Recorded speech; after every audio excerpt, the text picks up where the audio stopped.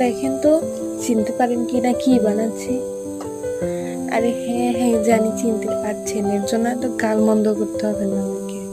চিনবেন আবার না, এটা তো প্রতিটা ঘরে ঘরে প্রায় বিকেলে কিংবা সকালের নাস্তায় বানিয়ে থাকে। তো আমিও আজকে বিকালে বানিয়ে নিলাম। প্রথমে আটা, লবণ আর একটু তেল দিয়ে নর্মাল পানি দিয়ে মেখে রেখে দিলাম। তারপর আলু সেদ্ধ করে পেঁয়াজ ভেজে, শুকনো মরিচ ভেজে, গুঁড়ো করে কাঁচামরিচ লবণ দিয়ে মেখে রেখে দিলাম।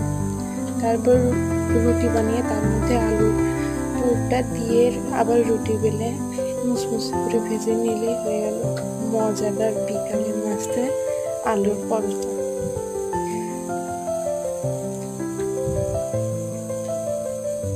তো আজকে এই পর্যন্তই, ভালো থাকবেন সবাই, আল্লাহ হাফেজ।